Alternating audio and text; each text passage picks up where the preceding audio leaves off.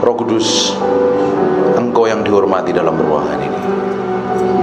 Lihat orang-orang yang haus dan lapar ini, Tuhan. Aku berdoa pengurapan itu sedang turun dalam nama Yesus. Jamah dalam nama Yesus. Jamah dalam nama Yesus. Makaralah. Terima kasih. Bagimu segala hormat, pujian, pengagungan buat Raja kami dalam nama Yesus. Haleluya. Amin. Amin. Silakan main di sini. Silakan duduk. Rala bakasyana mantara nama damakan. Minta sesuatu yang spesial pagi hari ini. Amin.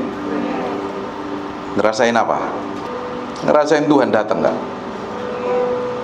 Yang merasakan sesuatu menjamah hidupmu, angkat tangan. Kalau engkau lapar dan haus akan Tuhan, kuasanya semakin powerful. Tuhan ingin melimpahkan sesuatu yang lebih power lagi, lebih manifestasi sebagai kuasa yang lebih kuat lagi. Ini tergantung rasa haus dan laparmu. Kencang. Kalau orang Kristen gak haus dan gak lapar akan Tuhan, hanya sekedar datang ibadah, tapi gak punya kerinduan dengan Tuhan, hanya jalani sebagai Kristen, aku hari Minggu juga harus ibadah, tapi gak punya kerinduan dan kelaparan akan Tuhan, hidupnya tidak akan pernah berubah dari tahun ke tahun, tetap sama, bahkan palsu kehidupan. Bisa kelihatan cantik di gereja, di praktek hidup hari-harinya tidak pernah mencintai Tuhan dan mengasihi Tuhan. Harusnya hidup kita ditambah hari tambah cinta Tuhan, tambah mengasihi Tuhan, lebih daripada yang lain. Itu dimulai dengan kerinduan dan kelaparan kita akan Tuhan lebih dari apapun.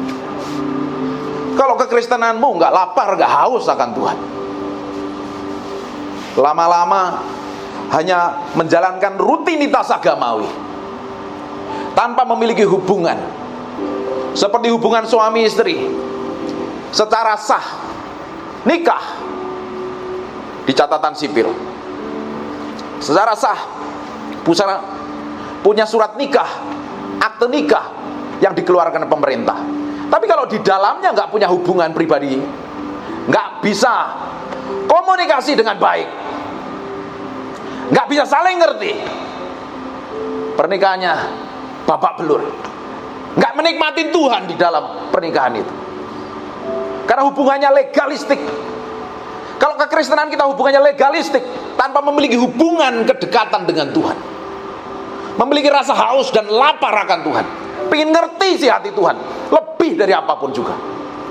Kekristenannya seperti sebuah pernikahan yang tanpa memiliki hubungan tapi statusnya menikah. Harusnya kekristenan kita itu berbeda, beda dari yang lain. Cintamu semakin berkobar-kobar sama Tuhan. Kalau kita mencintai Tuhan, karakter kita juga harus berubah, mulut kita harus berubah,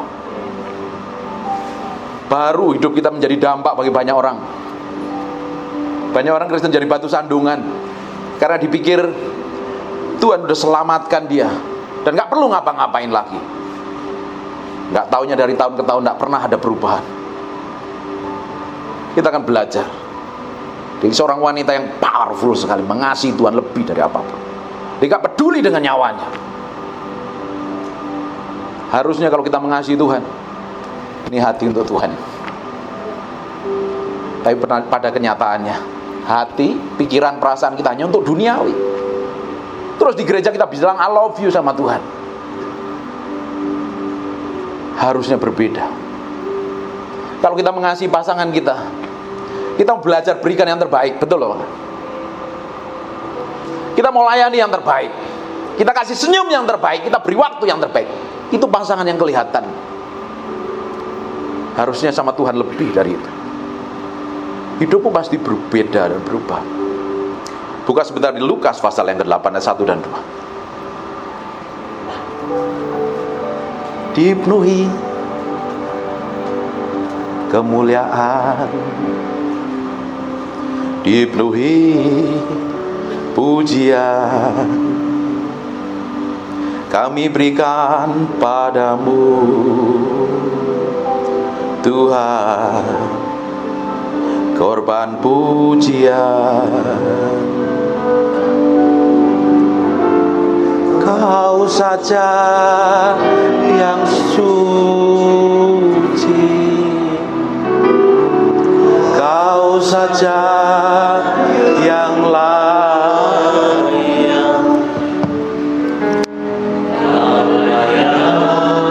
terima glory. Yesus, Kau Tuhan,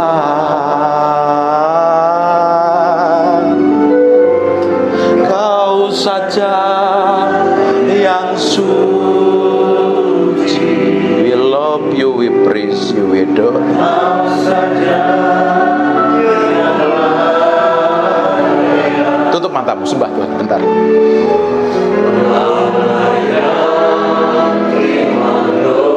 Ekspresikan cintamu sama Tuhan pagi hari ini.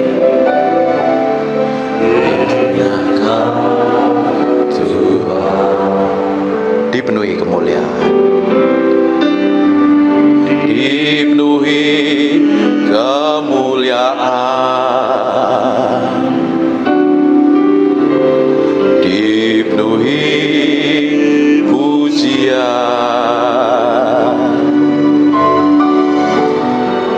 Kami berikan padamu Tuhan, korban pujian. Tutup matamu kembali. Kau saja yang suci, Kau saja yang layak,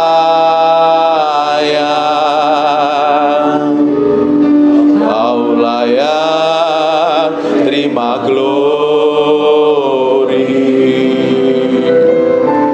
Yesus, Kau Tuhan,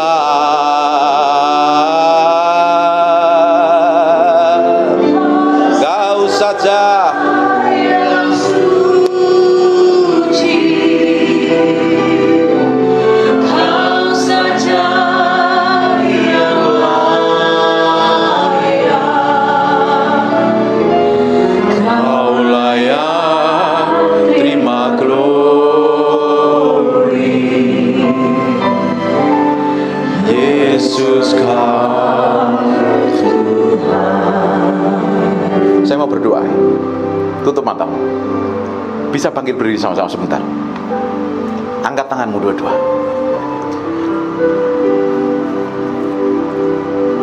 Aku berdoa sekarang. Makaralabata pakata. Nikmati.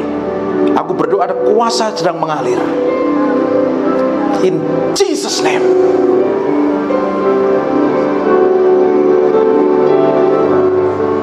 Yang online, aku berdoa dimanapun kau berada, Jesus' name. Dalam ruangan ini, saya mau hitung 1 sampai 3. Nanti ada gelombang yang powerful mengalir. Yes. 1, 2, touch. Jesus' name.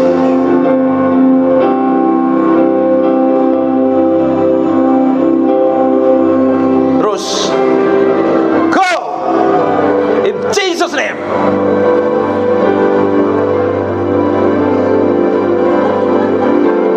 Now, pengurapan itu semakin kuat in Jesus' name. Yang online, dalam nama Yesus, in Jesus' name, jamah mereka. Makarabahan nama sekini mindere btp kiono mondoro bobo kapakanaralam. Terus lawat orang-orang yang ini Tuhan, haus dan lapar ini semakin kuat, semakin kuat. Now in Jesus name. Maka pada pekan. Megora mentuku seko nama teke nemete pepe nama apa.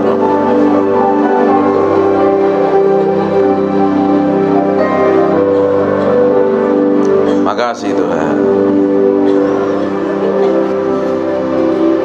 Haleluya Yesus, haleluya. Terima kasih Tuhan. Kami bergantung sepenuhnya pagi hari ini. Kami bergantung sepenuhnya kepadamu Roh Kudus. Terangi mata hati kami. Buat kami semakin mencintai dan mengasihi Engkau lebih dari apapun juga. Saya mau berdoa untuk orang-orang yang sakit.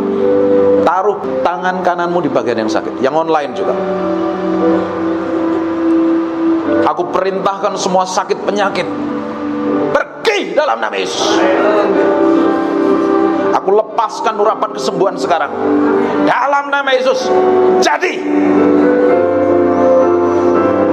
online, yang online yang sedang sakit, kamu nonton dimanapun kau berada, yang sedang sakit, aku berdoa urapan kesembuhan menjamah hidup dalam nama Yesus. Be healed in Jesus name. In Jesus name.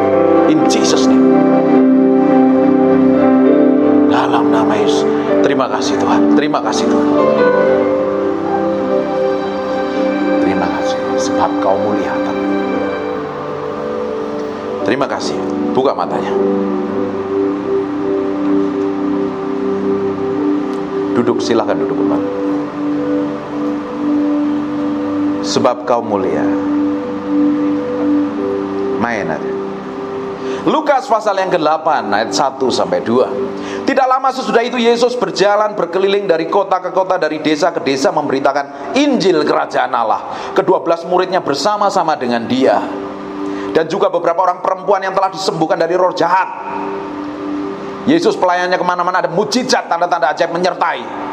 Dan juga beberapa perempuan yang telah disembuhkan dari roh jahat, roh jahat atau berbagai penyakit, yaitu Maria yang disebut Magdalena yang telah dibebaskan dari 7 roh jahat. Orang salah kira dengan Maria Magdalena, dipikir dia adalah seorang pelacur. Bukan.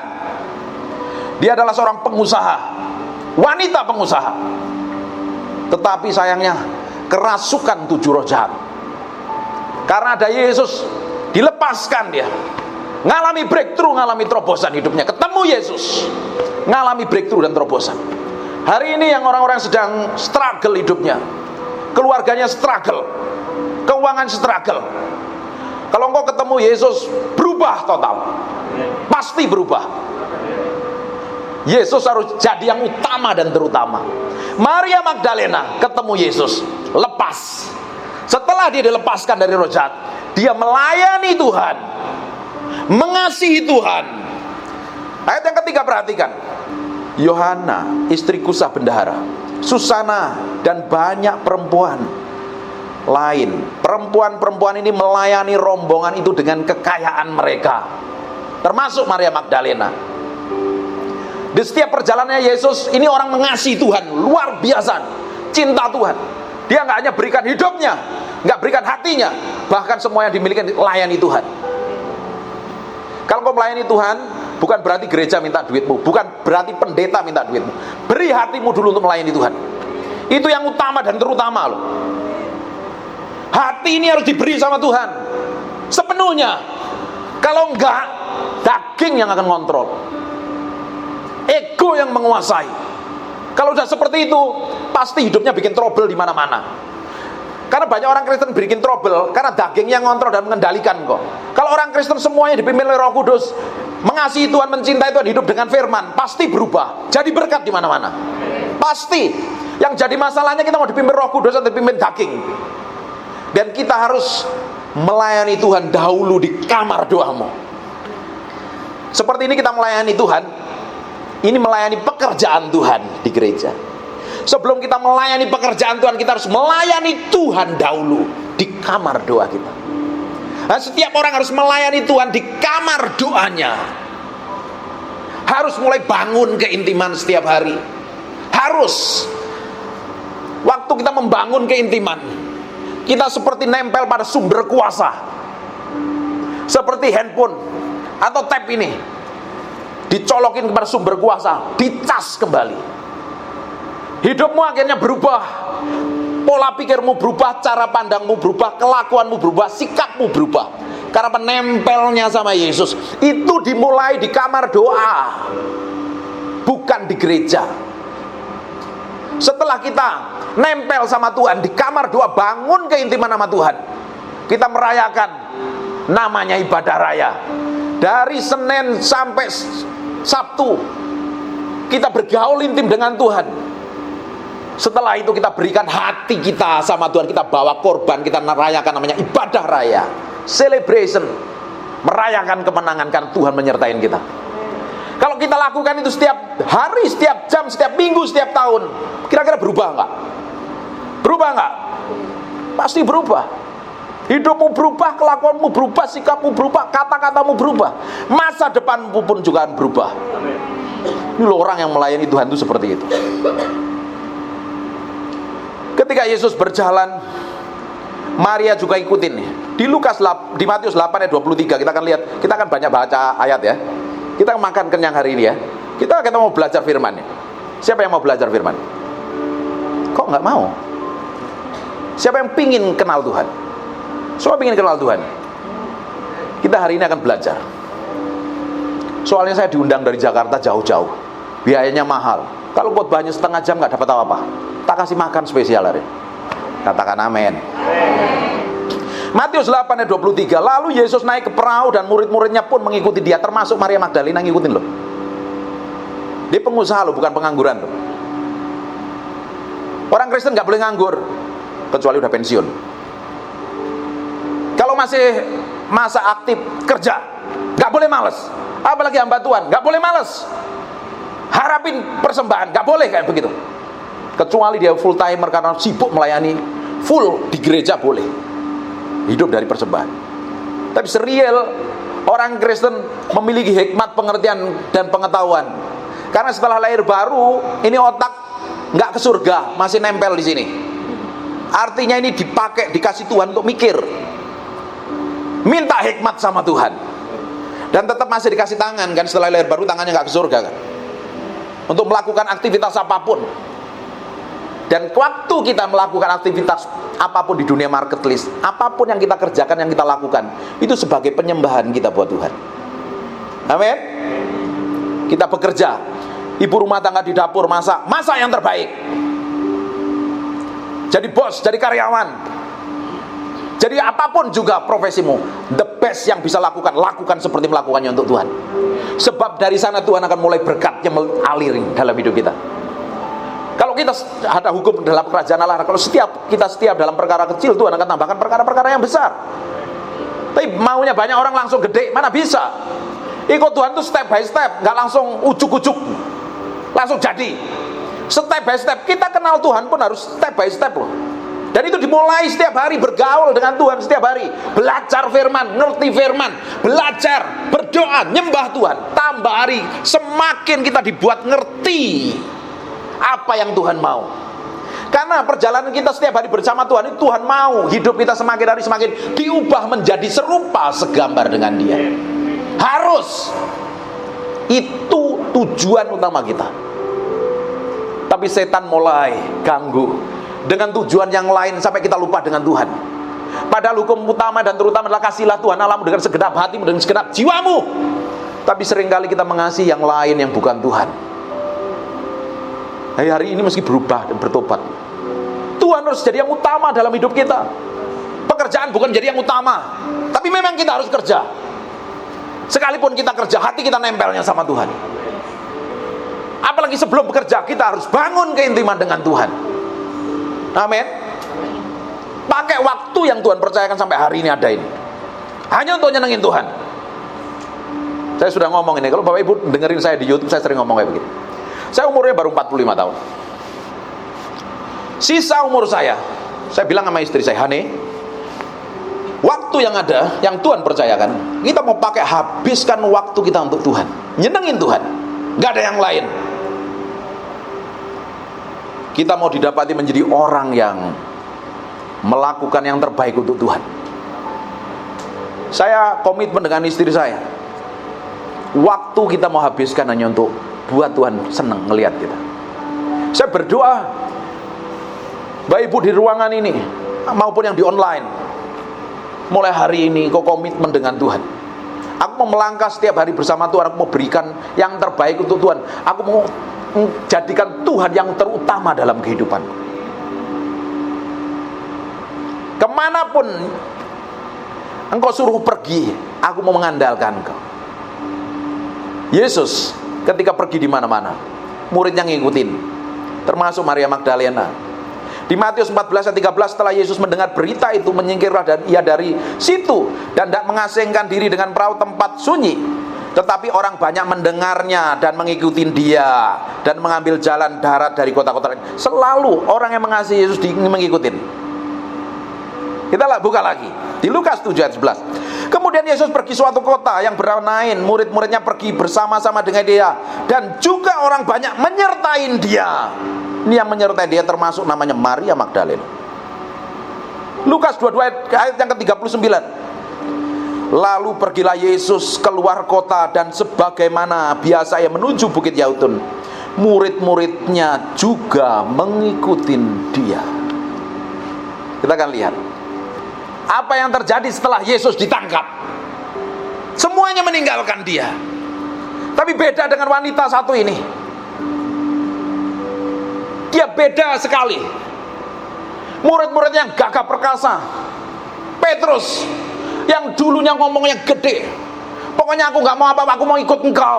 Tapi ketika Yesus disalibkan, dia nyangkalin, gak teruji hatinya. Ketika hadapi tekanan gak teruji. Tapi Maria berbeda. Dia menyintai, kemanapun Yesus pergi dia ikutin. Coba sekarang lihat Matius 26 ayat 56. Akan tetapi nanti Bapak Ibu baca, nanti catat ayat ini. Makanya kalau habis catat, kalau enggak nanti dengerin khotbahnya diulang. Saya juga akan upload khotbah ini di YouTube saya. Nanti dengerin lagi. Berbeda ini setelah Yesus ditangkap, apa yang terjadi. Akan tetapi semuanya itu terjadi supaya genap ada tertulis dalam kitab nabi-nabi. Lalu semua murid itu meninggalkan dia dan melarikan diri takut karena aniaya. Hari ini kita ngadepi masalah, tekanan, himpitan, persoalan, kita udah malas gereja-gerejaan, kita disakitin orang, kita gak mau ke gereja. Salah siapa? Tuhan gak pernah salah, Tuhan tetap baik. Kok kita mau ninggalin Tuhan? Harusnya kita mencari Tuhan. Kita belajar sama Maria ini loh. Murid-muridnya kabur, semuanya ninggalin dia. Tapi kita lihat di Lukas pasal yang ke-23-27, sejumlah besar orang mengikuti dia, diantaranya banyak perempuan yang menangisi dan meratapin dia. Salah satunya Maria Magdalena. Orang berpikir kalau nonton film Passion of the Christ, nonton kan itu, ada perempuan yang pingin kasih air minum, dipikirnya itu filmnya, dikirain Maria yang ketahuan berzina. Bukan, dia adalah Maria Magdalena. Maria Magdalena itu bukan perempuan berzina. Dia adalah pengusaha yang kerasukan 7 roh jahat, yang hatinya setelah itu mencintai Tuhan. Karena aku sudah dilepaskan oleh Tuhan, aku memberikan hatiku, aku memberikan hidupku sepenuhnya untuk mengasihi Tuhan. Hari ini loh, Tuhan udah berkatin kita loh, Tuhan kasih kita loh. Kurang apa kita hari ini? Semuanya kelihatan cantik, bajunya keren-keren, mobilnya bagus-bagus, tinggal di rumah bagus, semua kasih fasilitas yang baik loh. Harusnya kita berikan hati kita, hidup kita ini sepenuhnya untuk Tuhan. Kalau ngadepin masalah gak usah pusing, gak usah stres, Tuhan menyertai kok. Ngapain kita pusing dan stres? Ngapain kita sampai khawatir, sampai bingung, gak bisa tidur, gak bisa makan, gak doyan makan, semuanya jadi kacau semuanya. Loh, Tuhan yang kita sembah, yang kita layani, Tuhan tetap baik. Nyatanya Tuhan berikan kita sampai hari ini kehidupan, makan yang baik, kondisi yang baik, tidak kekurangan satu apapun. Masih kurang apa? Tahu nggak? Jaminan masa depan kita adalah semua kebaikan Tuhan yang Tuhan pernah lakukan di masa lalu. Itu jaminannya Tuhan di masa depan kita. Amin. Katakan amin. Amin. Harusnya kita jalan terus sama Tuhan. Boleh kondisi Bapak Ibu nggak nyaman, nggak enak, mungkin divonis dokter, umurmu gak lama, keuanganmu hancur, gak jelas masa depannya. Apalagi orang dunia hari ini ngomongnya apa? Tahun-tahun ke depan akan terjadi apa? Dengerin baik-baik. Tuhan kita yang pernah melakukan kebaikan di masa lalu, yang menyertain kita, yang memproteksi kita, memberikan kesembuhan, bikin berkat, bikin pertolongan, bikin mujizat. Di tahun-tahun yang depan, tahun-tahun ke depan, Tuhan akan lakukan double porsi. Ngomong yang kencang. Itu yang jadi jaminannya. Loh, kalau kita yang ngerti ini aja, hidup kita bahagia kok. Loh, orang Kristen tuh harusnya hidupnya bahagia. Datang ke gereja juga bahagia. Orang dunia yang lihat, loh ini kok beda. Apa yang membuat beda? Karena kita ada Yesus, kita ada jaminan hidup, namanya Yesus Kristus. Amin. Orang Kristen mukanya datang gereja cemberut. Loh, ngapain kamu? Orang tadi ngomongnya nyakitin. Gak usah pusing dengan orang nyakitin kita. Fokus kita sama Yesus. Jalan terus sama Yesus. Real hidup kita berikan untuk Tuhan sepenuhnya. Maria ini lakukan hal yang berbeda. Saya kagum sama orang ini. Nanti kalau saya ke surga, saya mau temuin dia. Saya mau tanya banyak hal. The best hatinya mencintai Tuhan. Saya ngiri. Kok bisa ini?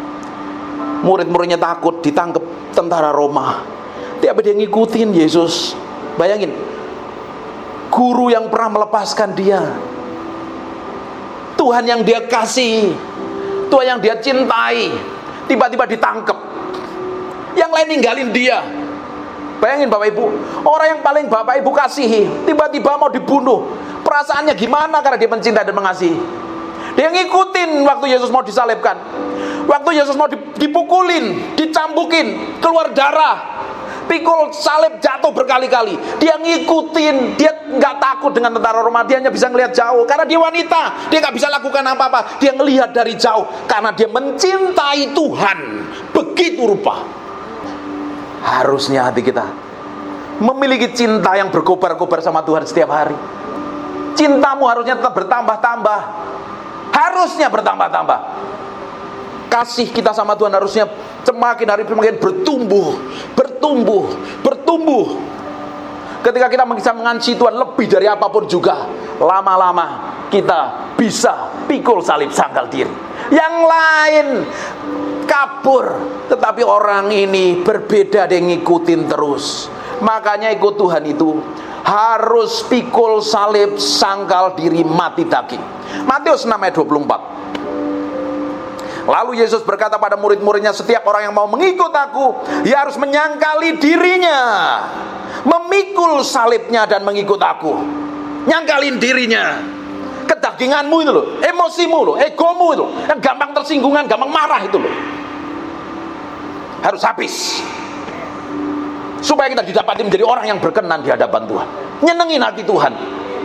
Jadi orang kok gampang tersinggungan, gampang ngamuk, susah ngampuni, nggak sopan sama Tuhan itu. Kita seringkali bikin kesalahan, bikin pelanggaran, itu Tuhan tetap ampuni kita kok. Terus ada orang nyakitin kita, kita nggak mau ampuni. Yang jahat siapa? Harusnya hati kita semakin hari semakin mencintai Tuhan, semakin mengasihi Tuhan. Karaktermu berbeda. Ketika melihat orang lain yang berdosa, melihat orang yang bersalah, nggak buru-buru menghakimi, tapi tiba-tiba punya belas kasihan. Aku pernah di posisi itu, dan aku mau doakan. Itu loh orang yang mengasihi Tuhan, itu hidupnya berubah, cara pandangnya berubah, mulutnya berubah. Tapi kalau ikut Tuhan bertahun-tahun, mulutmu nggak berubah, kelakuanmu nggak berubah, nyakitin. Suami sering ngomong kasar sama istrinya, di sini nggak ada. Di sini suaminya cinta Tuhan semuanya. Istrinya juga luar biasa, jadi mengasihi Tuhan semua, mengasihi suaminya. Ketika kita melihat pasangan hidup kita, kita kasihi dia. Bukan kita maki-maki, bukan kita salah-salahin, kita jelek-jelekin, kita tuduh. Bagaimana kita bisa mengasihi Tuhan kalau mengasihi yang di depan mata aja nggak bisa? Palsu. Bisa datang ke gereja, kelihatan kudus, suci, tak bercacat celah semua, tapi semuanya harus diuji dalam kehidupan praktek hidup kita hari-hari. Dengan pasanganmu, benar nggak kamu mengasihi? Kalau kita mengasihi Tuhan, kita akan mengasihi pasangan kita. Dengerin Bapak, semakin seseorang mencintai Tuhan dan mengasihi Tuhan, semakin seseorang itu mencintai pasangan hidupnya. Katakan amin. Ibu-ibu harusnya seneng ini. Kalau suamimu cinta Tuhan, semakin mengasihimu. Kalau istrimu semakin mengasihi Tuhan, mencintai Tuhan, yang paling bisa menikmati adalah pasangan hidupmu. Ini praktek hidup loh ini. Amin. Orang ikut Tuhan harus pikul salib, sangkal diri, nggak peduli dengan nyawanya, nggak peduli dengan dirinya. Maria Magdalena nggak peduli, mau ditangkap lah, mau dianiaya nggak apa-apa, yang penting aku mencintai Tuanku, guruku. Dia ikutin terus kemana dia pergi. Hatinya hancur ngelihat Tuhan. Kita ngelihat orang dianiaya aja kita rasanya nggak tega, betul nggak? Ngelihat orang lain berlaku kasar sama orang lain, kita nggak mau nonton, hati kita ini sakit. Bayangin kalau itu orang yang dikasihi begitu rupa, tiba-tiba dihajar, disalibkan, keluar darah, semuanya hancur semuanya. Dia nangis, dia ngikutin Tuhan karena dia mencintai Tuhan lebih daripada murid-murid yang lain. Yang laki-laki itu kalah semuanya. Tapi ini wanita berbeda. Harusnya hatinya Maria Magdalena, kita memiliki hati yang sama. Kita mencintai Tuhan lebih dari apapun juga. Kita gak peduli dengan kondisi kita. Kondisimu boleh buruk, kondisimu boleh jelek, semuanya kelihatannya kacau, tapi Tuhan tetap baik. Harusnya kita tambah mencintai Tuhan dan mengasihi Tuhan. Amin. Makanya kita bisa nyembah. Kau saja,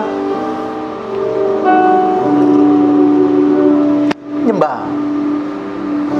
Kau saja,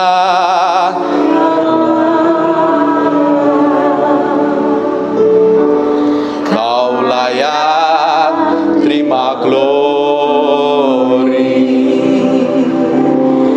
Yesus Kau Tuhan. Kau saja. Kau saja Yesus. Haleluya. Kau saja yang layak, Kau layak terima glory.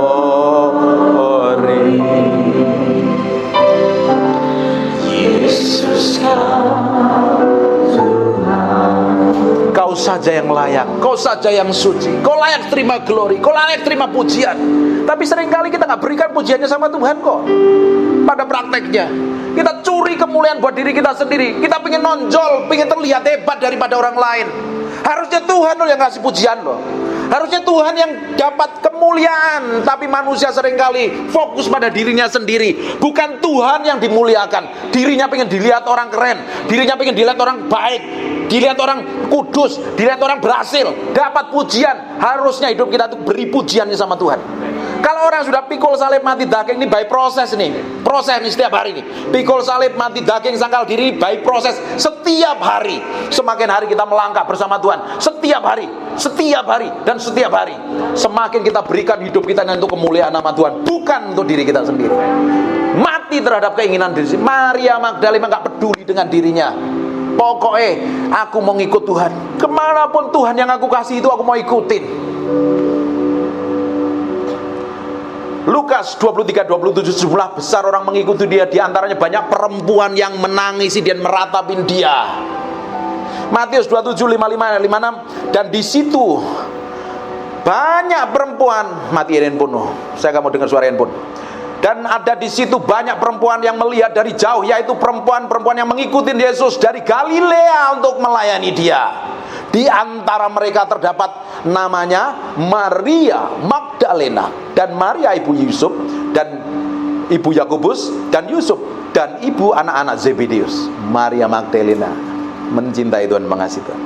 Kita lihat setelah Yesus dikubur, siapa yang pertama kali datang ke kubur itu? Karena dia gak mau kehilangan. Selama ini saya dengerin, melihat orang datang melihat mujizat, kesembuhan, Yesus bikin mujizat. Ternyata yang terima mujizat, terima kesembuhan itu meninggalkan dia. Gak peduli lagi, pengharapannya udah gak ada. Oh, Yesus sudah mati, mau ngapain lagi? Tetapi orang ini berbeda loh. Kita lihat, kita bandingin ya, seluruh kitab Injil. Matius 28 ayat pertama. Setelah hari Sabat lewat menjelang menyingsingnya fajar pada hari pertama minggu itu.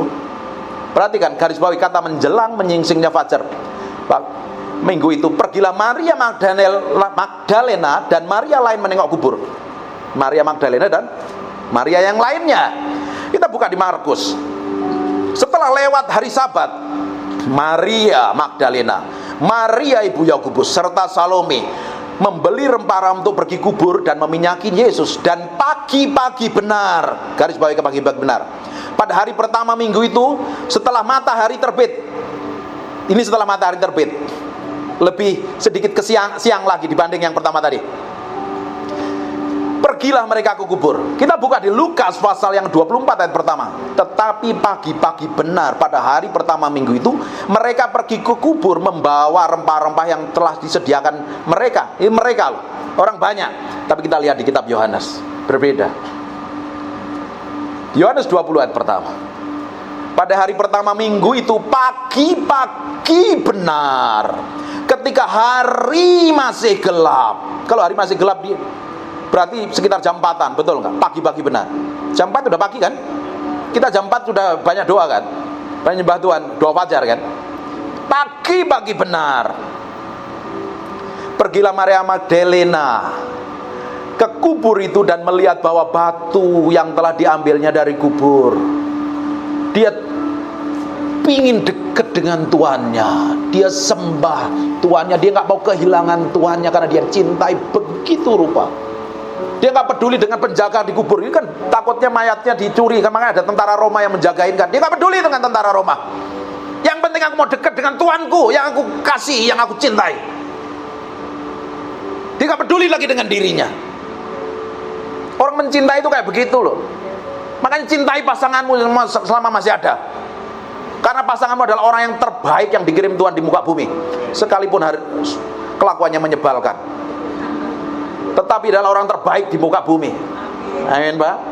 Nikahnya udah lama pasti ini, banyak ngalami tantangan dan tetap cinta kan? Iya, Bu. Pasangan hidup kita adalah pasangan yang terbaik yang dikirim Tuhan loh, untuk membentuk kita, meremukkan kita, belajar kita pikul salib sangkal diri. Cintai, miliki, kasihi, berikan yang terbaik buat dia. Orang spesial yang dikirim Tuhan dari surga menemani hidup kita selama-lamanya. Betul. Katanya kita cintai, kalau dibikin kesalahan kita marah-marahin. Bagaimana mungkin? Itu apakah namanya cinta? Belajar cintai pasanganmu.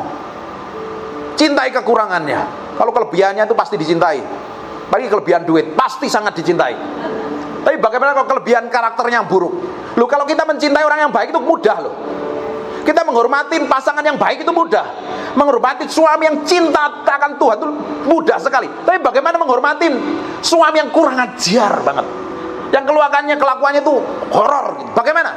Tetap mencintai apa enggak? Dalam kondisi kamu disakitin, dilukai, tetap mencintai apa tidak? Membuktikan kamu mencintai Tuhan sungguh-sungguh apa tidak loh. Kalau pengen kita lihat kualitas cinta kita sama Tuhan, lihat aja reaksimu waktu kamu ditekan. Ketahuan semuanya. Seperti Yesus atau seperti iblis. Reaksi kita menentukan siapa kita sebenarnya di hadapan Tuhan. Amin. Kasih senyum dulu yang paling manis. Coba lihat senyumnya. Diberkati apa enggak nih? Yang diberkati katakan amin. Makan kenyang enggak? Makan kenyang. Kita lanjut. Maria pagi-pagi sudah temu Yesus. Di Markus 16 ayat yang ke-9. Setelah Yesus bangkit pagi-pagi pada hari pertama minggu itu, ia mula-mula menampakkan diri kepada siapa? Maria Magdalena. Yang pertama kali Yesus tampakkan kepada Maria Magdalena. Saya beberapa hari ini khotbah di sini. Udah saya anggap rumah saya sendiri. Saya ngomong ini. Kasih Tuhan itu sama. Orang dunia dikasih Tuhan. Orang gak bertobat dikasih Tuhan. Tapi Tuhan seringkali memperlakukan orang yang mengasihi Tuhan lebih itu berbeda. Maria, orang yang pertama kali ditemuin Yesus. Bayangin kalau engkau ditemuin Yesus, masalahmu kelar gak? Beres gak? Utangmu kelar gak? Sakit penyakit bapak akan kelar gak? Beres gak kalau ketemuin Yesus? Gone. Beres semuanya. Cintai Tuhan, kasih Tuhan lebih dari apapun juga. Ciri orang yang mengasihi Tuhan di Yohanes 14 ayat 21, barang siapa memegang perintahku dan melakukannya, dialah yang mengasihi aku. Kalau kita mencintai Tuhan, mengasihi Tuhan, buktinya ngapain? Lakuin firman. jalan sama firman. Hidupin firman. Nggak enak Pak, jalani terus. Susah Pak, dia bencekno. Kata yang paling favorit di Surabaya bagi orang-orang yang menyebalkan adalah bencekno. Bagaimana kalau ketemu orang yang bencekno? Kasihi, doain, cintai. Bagaimana kalau ketemu pasangan suami yang horor kelakuannya? Cintai, kasihi. Sakit Pak, lakukan firman. Tuhan ubah hati kita, dan Tuhan akan ubah orang yang bencekno tadi. Mahal harganya. Ikut Tuhan dulu mahal. Kalau ikut daging kan enak aja. Males gua ngeliat muka dia, karena udah menyakitin saya. Udah, jauh. Tapi kalau ikut Tuhan kan harus ditemuin. Terima kasih ya Tuhan, berkati kamu ya. Kalau ketemu suami yang baik kan enak. Tapi kalau ngikutin firman ketemu suami yang nggak baik kan harus terima kasih, salam, puji Tuhan, terima kasih kok suami yang hebat. Bagaimana? Bayar harganya mahal. Kita itu harus melakukan sesuatu yang terbalik dengan orang dunia loh. Orang dunia kalau orang dunia punya prinsip gigi ganti gigi, mata ganti mata. Tetapi kita, kalau ada orang yang membenci kita, kita suruh berkati, suruh mengasihi. Lu berbeda hukumnya. Kita karena kita ini orang Kristen tinggal di dunia, kita tuh tinggal di alam yang berbeda. Namanya alam hadirat Tuhan.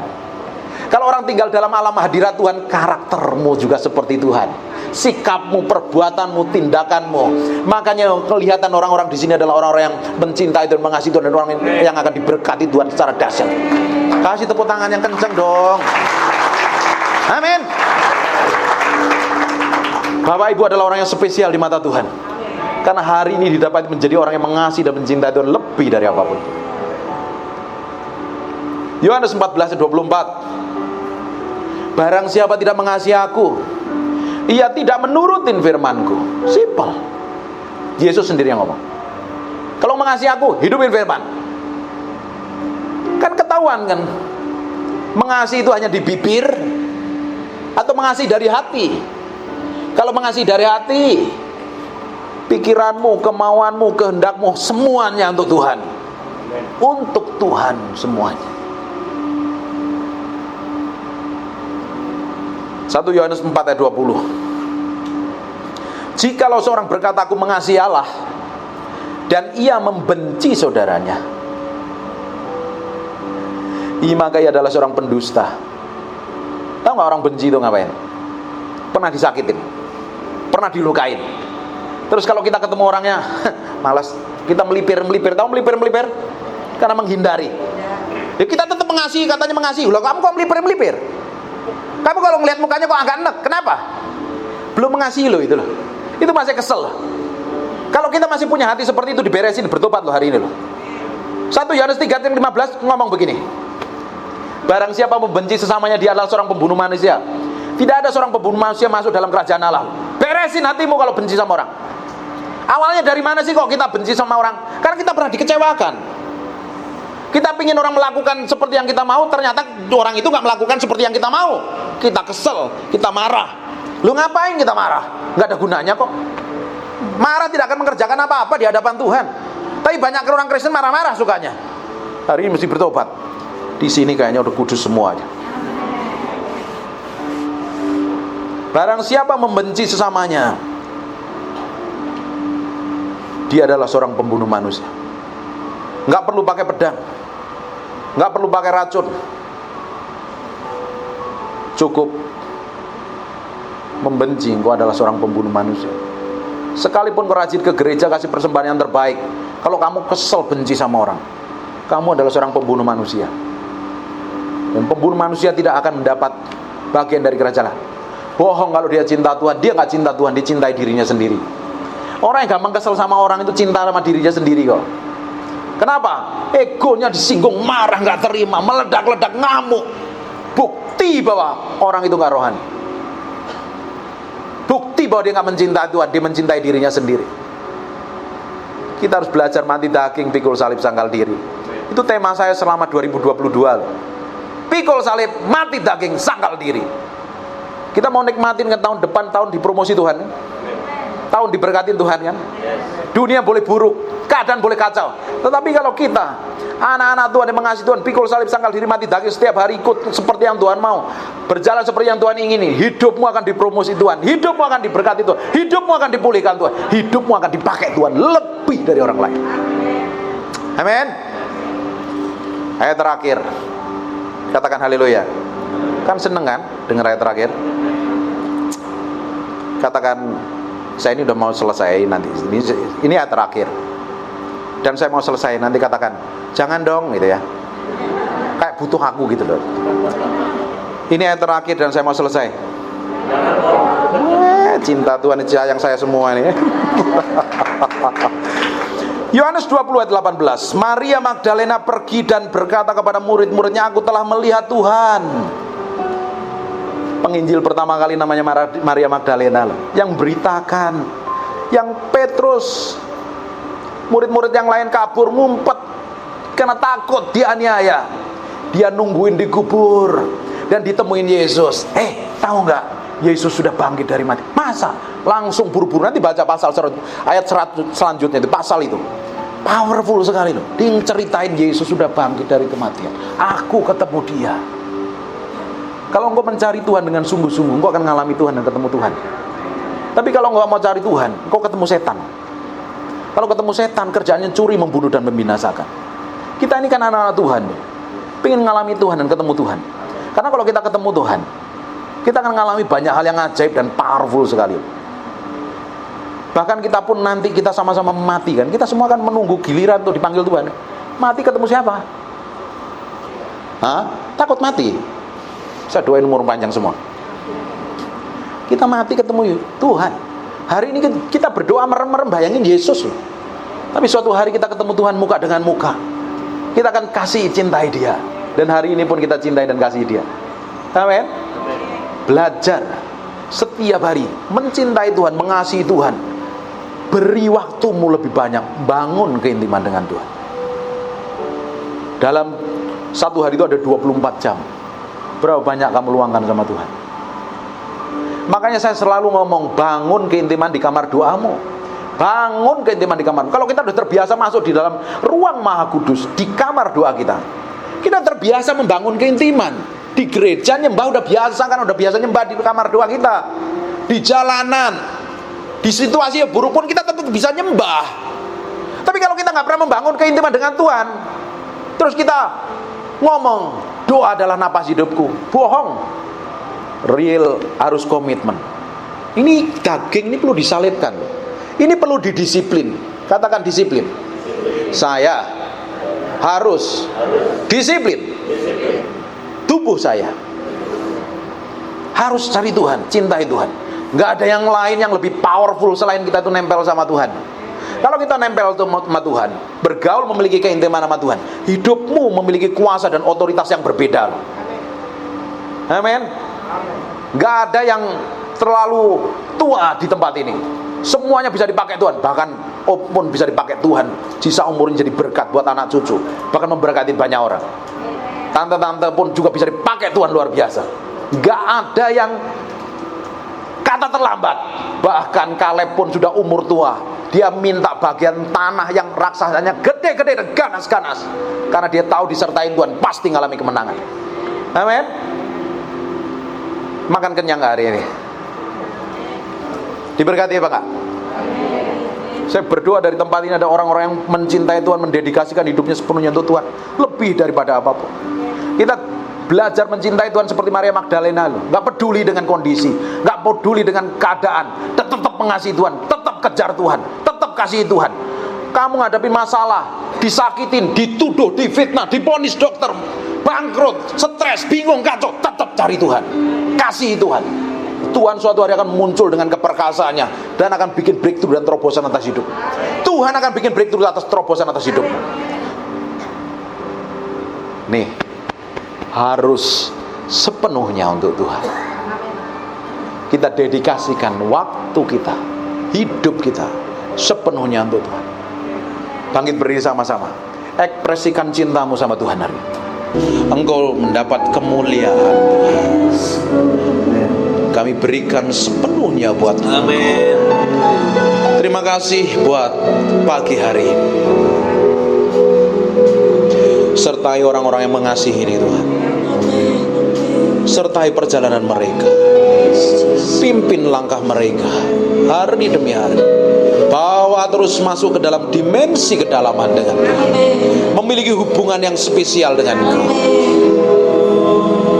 Aku aku berdoa dari tempat ini lahir orang-orang yang radikal mencintai Tuhan.